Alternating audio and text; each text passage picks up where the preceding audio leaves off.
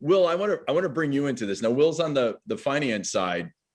So Jeff's seeing this water loss. He comes to the town hall, does his pitch. We're losing all this money, and Drew's talking about how we're laying plans, and it seems to me like the bottleneck is going to be your department, because they're going to say we need this much money and justify it. What do you see as, you got the purse strings, you have to answer those people. You've got this justifiable ROI. Is the ROI not presented well? Is that going to stop it? Or how are you going to guide that for advice to the people that are trying to come up with $1 million, $2 million budget that I think we all believe is beneficial? So could you give us some insight there? So I would say I am completing my third integrated municipal finance software conversion.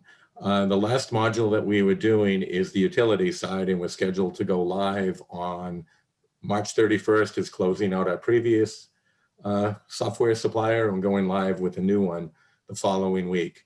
This is my third one. And I would say upfront, advocate for the complete budget and all the resources you need.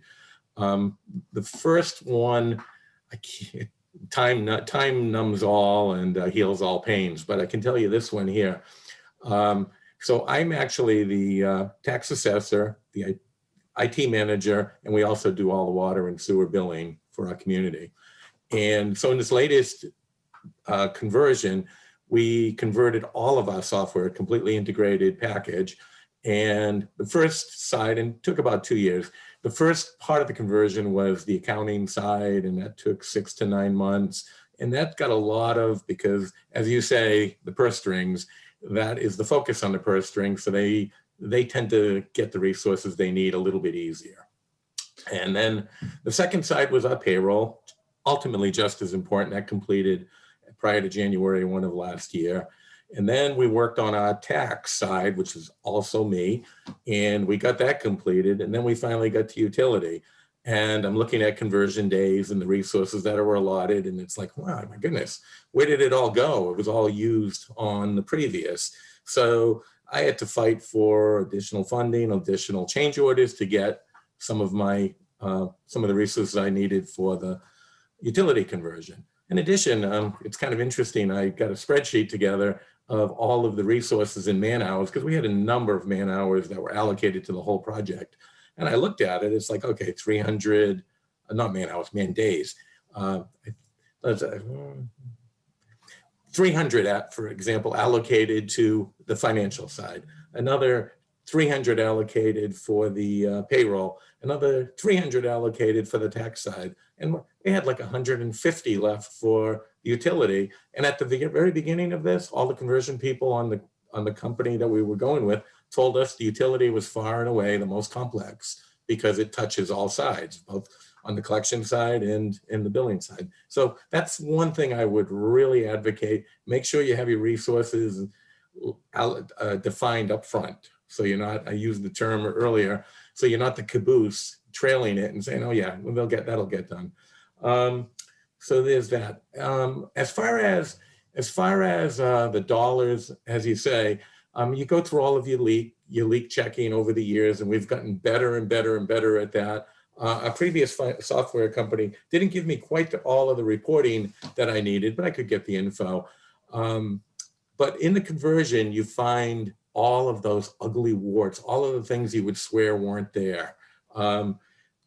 Nobody that I've found who wasn't getting billed, but you find meters that that were set up that might not have the correct zero conversion or multipliers, and it's like, oh my goodness, this place has been being undercharged by a factor of 10, and you find those things, and it brings money to the bottom line, and it brings equity and fairness. But you know, those are some of the things you'll find, and it is an ROI. You don't know what you don't know until you've done it. You know, I'm gonna jump in on that. This is something we see consistently as we're working with the utilities on different aspects. We see anywhere between 3 and 12% errors in the billing, whether it be the truncation, how the meter was loaded. We do this analysis, and 99.9% of the time it's money for the town. I mean, a worn out meter, that's one thing, you're losing it, but the billing errors and the connections are very key. So, and with that, I'm going to say, as the billing systems are talking together and everything, it's garbage in, garbage out. So that I would recommend anybody who's doing, whether it be a billing conversion or an AMI conversion complete, like Jeff, you did it all at once, is really start with what are we going to start putting in this funnel of information. I just wanted to tag on with what Will had said. One thing that I found that works really very well, he talked about resources, funding. So you're always dealing with either elected officials or an owner of the property. Show them the benefits of the new system so that they get it and they don't feel bad about making the allocation of those resources. I send a report to my elected officials after every billing cycle that lists every account in the town, how much water they used, how much history. It puts a graph on the front of it. You know what? All of a sudden, the thing that they just approved hundreds of thousands of dollars for, they're seeing the benefits coming back to them. That way, when something comes up and I've got to go back and get some more money to upgrade something, benefit of it. One of the negative things that happens very frequently in local governments is we get these allocations, we put these systems in, but the board never sees the benefit of it. So to them, it's just a big ticket item and they don't know why they have to keep funding it. So always make sure to take some element of the billing system that you're working on and show it back to those that approve the funding and make sure that they're getting some buy-in on it, that they're getting some use of it. And I think that makes a big difference too. That's why I've never had a lot of difficulty in getting funding in our billing systems, because they see benefits of it and we actually use it on a regular basis. So they got their fingers in it and it's useful to them. I mean, I just think that that's very important, because one of the biggest things that, and Will touched on it, funding. And it's, you have to maintain the systems. There's maintenance cost, there's upgrades. I mean, every 3 or 4 years, you're going to have an upgrade. It's going to cost a couple of $1,000s. You're going to find out your server's not big enough and you got to upgrade your server. I mean, there's a lot of things that happen. So make sure you're getting feedback to those that approve the funding and they see the benefit of it. That way it's easier funding in the future. This is something that I believe this community really needs to start to stand for. Okay. During this crisis, everybody was an essential worker except us, right? There was discounts at one of the clothing lines, LL Bean or whoever it was, and they listed everybody that was eligible. Water workers were not, for this like 20% discount. Any product that you can go out and wash your driveway with for 20 minutes because it's so cheap that we need to live needs to start to show an ROI.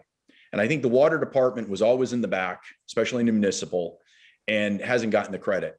I believe that ROI needs to be shown, right? A different example than AMI, but up here in Rhode Island area, Providence Water just did a solar installation.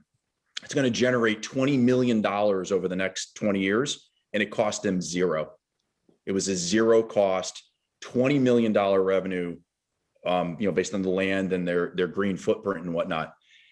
That, I believe, sold because it showed the clear ROI. And I think the AMI, the leak sensors, the meter change out, it can't be just an ask. And Jeff, go ahead, because to reinforce that, when we were evaluating, as you kind of alluded to a minute ago, we tried to did hire kind of a one-stop shopping vendor who is going to do the whole transition and then provide ongoing services under a separate contract once everything was done. And halfway through the installation, they went under. So there's a story to be told there. But when we were evaluating the various technologies and the various capabilities of the different AMI systems that were available through the bid process, we actually chose a more expensive one of the more expensive ones, because they had the capability of doing these leak sensors. This is leak sensors not for the house or the customer. That comes with it in all cases. But this is a leak sensor for your distribution system. And we could show that the additional cost of principal interest over the life of the system for that, and the operating costs for the online connection and interface on the leak sensor system was going to completely offset our overtime cost for emergency water breaks.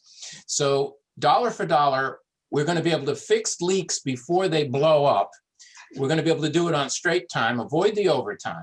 We're going to be able to tell people we're going to dig up their street and not have them find out when they come home from work that they have no water.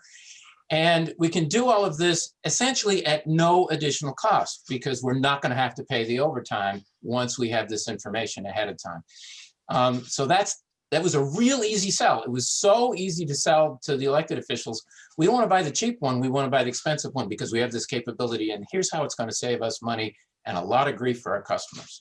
That is very key. And I think what that ties into is being able to make the public aware of what's coming, right? And that goes from a negative thing of why my street's being torn up to this is the improvement we're making to your street.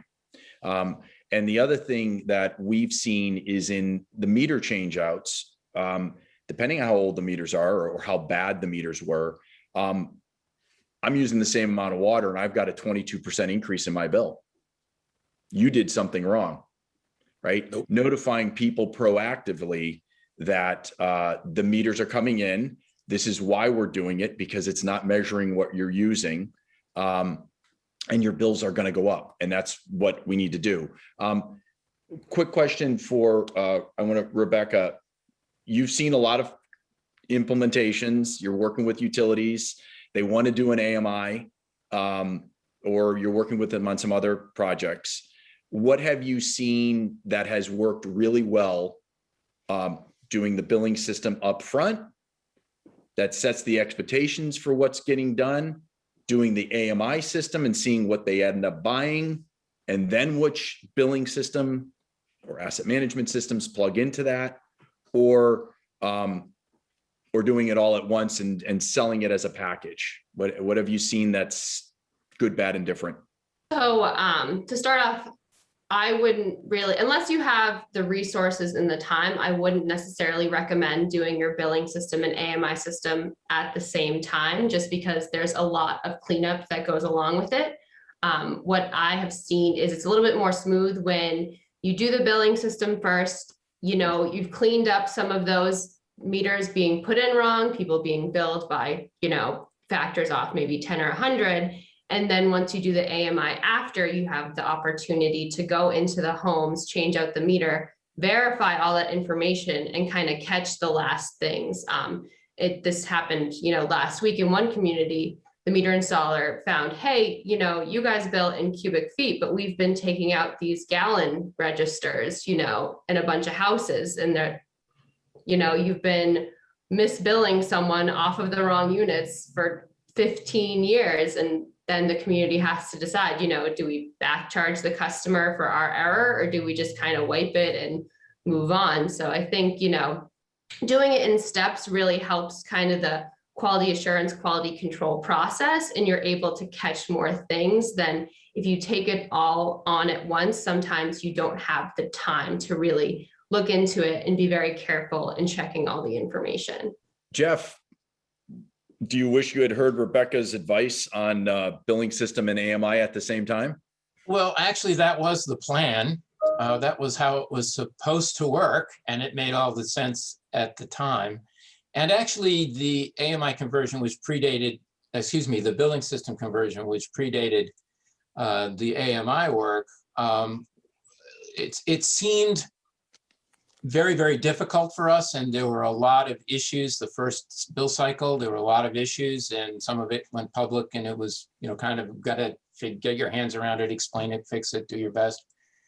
The auditors who came in, the city auditors who came in and reviewed the whole thing said that that was one of the smoothest conversions they had ever seen, which didn't feel that way to us because it wasn't perfectly smooth, but that gave us some reassurance that maybe that went pretty well.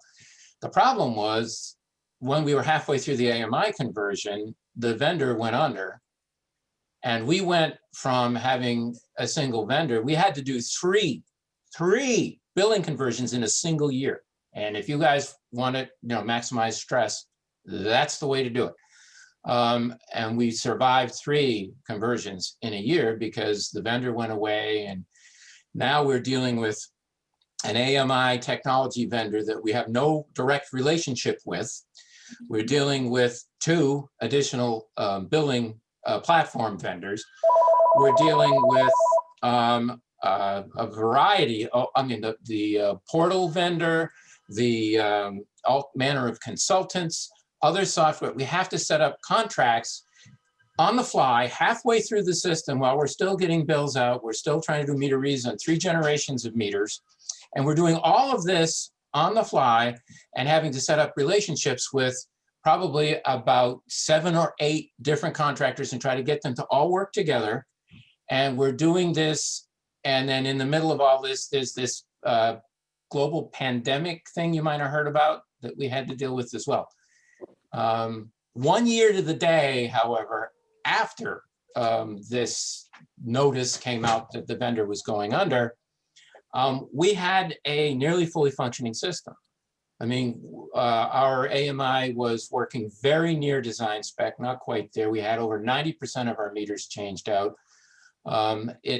It was working, and 40% of our customers were all on the online, better than 40% of our customers were on the online portal and enjoying the benefits and the control and the management benefits that they had from having access to all that data.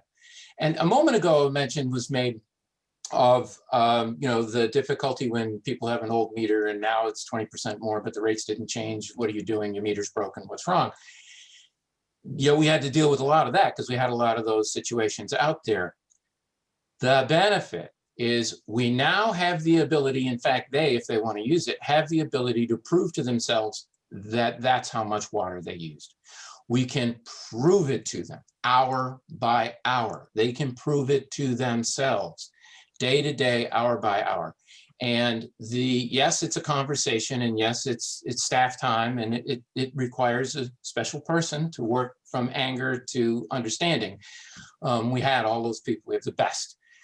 But the technology gave us the information that made it possible for us to satisfy in almost every case, not 100%, but almost every case, that they were being billed correctly, which we couldn't do before.